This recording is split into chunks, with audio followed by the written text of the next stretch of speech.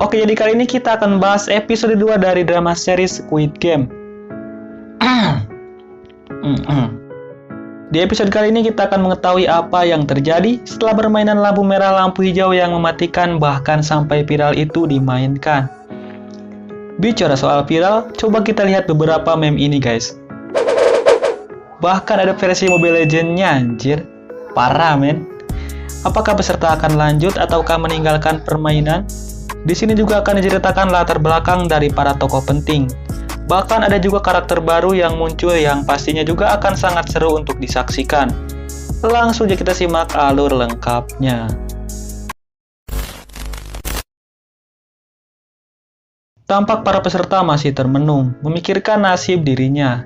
Hingga beberapa saat kemudian, para petugas bersenjata lengkap datang menghampiri mereka. Lalu memberikan beberapa kata sambutan. Dijelaskan juga dari total 456 peserta yang berpartisipasi, hanya 201 orang yang berhasil lolos. Tapi tiba-tiba, para peserta mulai meminta belas kasihan petugas untuk dipulangkan. Bahkan beberapa orang sampai menangis. Dan para peserta lain juga tampak protes, mereka tidak mengira bahwa permainan yang dijanjikan ternyata permainan berbahaya. Sesuai aturan, bila mayoritas menginginkan permainan dihentikan, itu sangat bisa terjadi. Tapi harus melalui voting terlebih dahulu. Sebelum voting dilakukan, para petugas menjelaskan bahwa jika para peserta berhenti dari permainan tersebut, hadiah akan diberikan ke keluarga peserta yang tereliminasi, di mana masing-masing akan diberikan 100 juta won. Dan peserta yang lolos akan pulang dengan tangan hampa. Seseorang kemudian bertanya, berapa hadiah yang akan diterima bila mereka berhasil lolos ke 6 permainan tersebut? Si petugas pun mengatakan karena total peserta 456 orang, berarti hadiahnya adalah 45,6 miliar won. Sontak para peserta menjadi bimbang lalu terbagi menjadi dua kubu. Singkatnya voting pun dimulai. Tampak diawali dari Gi-hun yang menekan tombol merah yang berarti menolak melanjutkan. Lalu kemudian diikuti yang lainnya. Sementara Sang-woo di luar dugaan menekan tombol hijau yang artinya ingin terus melanjutkan. Hingga kemudian, 200 orang sudah melakukan voting dan hasilnya pun seri. Tampak sisa satu peserta yang belum melakukannya. Dan ternyata itu si Abah. Si Abah pemberani dengan kedewasaannya yang sangat luar biasa, akhirnya menekan tombol merah dan permainan pun dihentikan. Singkat cerita, para peserta dikembalikan ke daerah masing-masing. Setelah itu kita akan membahas latar belakang dari beberapa tokoh penting setelah mereka memutuskan untuk tidak melanjutkan permainan tersebut. Kita mulai dari siapa dulu guys? Oke, kalau begitu kita random aja ya.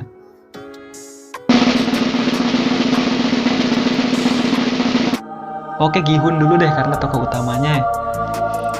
Gi-hun diturunkan di tengah jalan bersama dengan seorang perempuan yang pernah mencuri uangnya. Singkat cerita, ia pergi ke kantor polisi untuk melaporkan kejadian tersebut. Ia juga menceritakan setiap detail kejadian yang ia alami di arena permainan.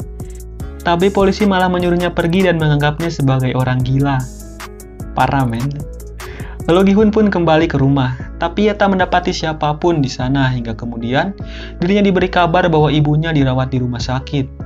Ternyata ia menderita diabetes sampai komplikasi karena tidak kunjung diobati. Malam pun tiba, si ibu memaksakan diri untuk keluar dari rumah sakit karena akan memakan biaya jika terus menginap di sana. Selain itu, ia juga harus membayar uang sewa rumah. Sebagai seorang anak yang sedikit berbakti, setidaknya sedikit banget. Gi-hun bertekad untuk mencari uang. Gi-hun pun mencoba meminjam uang ke salah satu temannya, tapi tak mendapatkan hasil sama sekali. Dan dengan sangat terpaksa, ia pergi menuju rumah mantan istrinya. Lalu Gi-hun pun mencoba meminjam uang darinya. Tapi yang ada malah pertikaianlah yang terjadi, karena Gi-hun tak pernah memberikan tunjangan apapun pada dirinya dan Ga-yong. Singkat cerita, si suami dari mantan istrinya datang. Karena tak enak, Gi-hun pun langsung segera berpamitan. Tapi setelah Gi-hun keluar, Roy pun memanggilnya lalu memberikan uang untuk mengobati ibunya. Tapi dengan satu syarat, Gi-hun tidak boleh menemui keluarganya lagi. Gi-hun pun langsung memukulnya dan mengembalikan uangnya kembali. Singkat cerita, ia pulang dengan keadaan basah kuyup. Dan tiba-tiba, Di sela-sela pintu rumahnya terdapat kartu, yang di belakangnya terdapat alamat dan waktu yang telah ditentukan. Oke, kita lanjut ke kisah Sang-woo. Sang-woo dikembalikan ke tempat asalnya. Saat itu ia tampak tengah mengintip kondisi ibunya yang sedang menyiapkan barang dagangannya. Hingga kemudian, Gi-hun datang dan memberikan minuman untuk menenangkannya. Gi-hun juga meminta Sang-woo untuk menemui ibunya dan menjelaskan semuanya lalu memulai lagi dari awal. Sang-woo pun menjelaskan bahwa ia memiliki hutang setidaknya 6 miliar won. Dan ia juga menjadikan asetnya serta aset ibunya sebagai jaminan, termasuk toko dan rumah ibunya. Singkat cerita, Sang-woo pun menelepon ibunya. Terlihat ia sangat mempedulikan Sang-woo. Ia juga masih mengira bahwa Sang-woo masih dinas di Amerika. Singkatnya telepon ditutup ketika ada seorang pembeli yang datang. Tampak si ibu tengah membanggakan anaknya di depan seorang pembeli. Ia mengatakan Sang-woo selalu memberinya sesuatu saat bisnis ke luar negeri. Si pelanggan kemudian menanyakan apakah Sang-woo sudah menikah. Ia berniat mengenalkannya dengan seseorang. Dengan tegas, si ibu mengatakan standar anaknya itu sangat tinggi. Hingga tiba-tiba, beberapa orang yang mengaku polisi datang dan menanyakan keberadaan Sang-woo. Si polisi juga menjelaskan surat penangkapan terhadap Sang-woo telah dikeluarkan.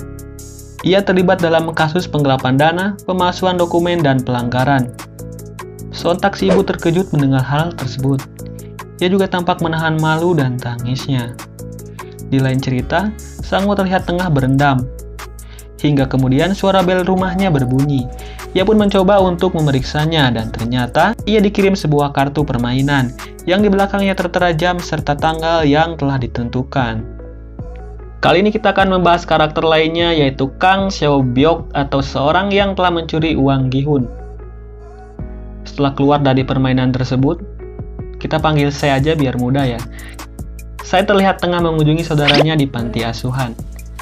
Saudaranya terlihat tak betah berada di tempat tersebut. Ia sangat merindukan ibunya. Diketahui, saya berjanji akan membawa ibu mereka ke Korea Selatan dan akan kembali memulai hidup baru. Hingga kemudian, ia berusaha menghubungi seseorang yang bisa membantunya membawa orang tuanya ke Korea Selatan maksudnya, karena dia dari Korea Utara.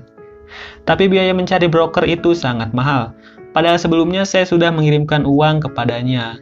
Ia merasa ditipu dan langsung mengancam orang tersebut. Dirinya pun berjanji akan mengumpulkan uang yang banyak untuk membawa keluarganya ke Korea Selatan. Oke, kali ini kita akan membahas karakter lainnya yaitu seorang pria India yang bernama Ali. Ia ternyata diturunkan bersamaan dengan Sang-woo.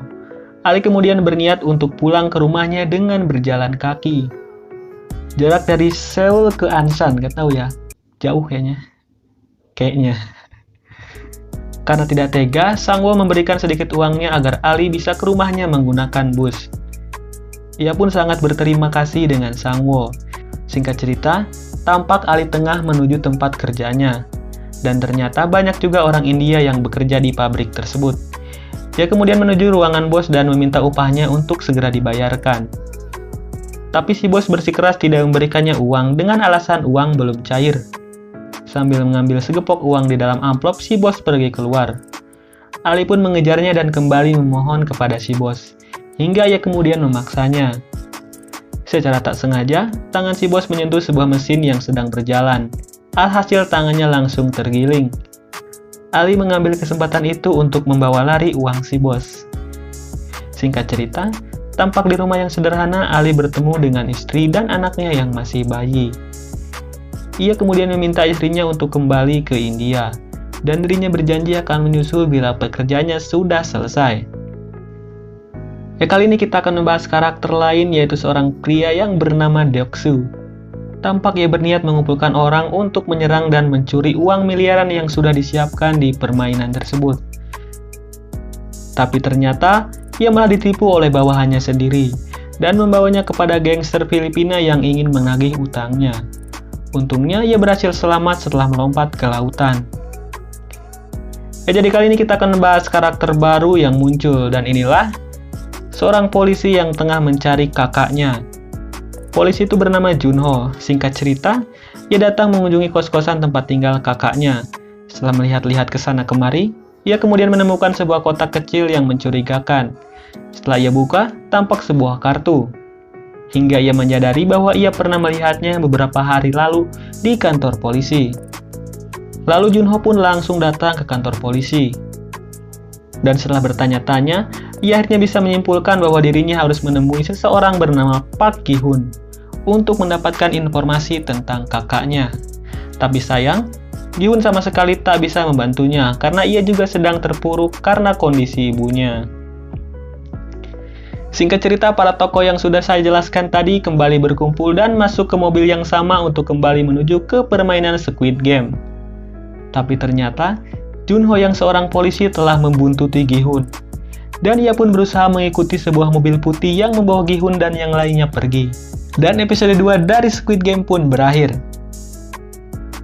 See you next time di episode 3. Bye-bye.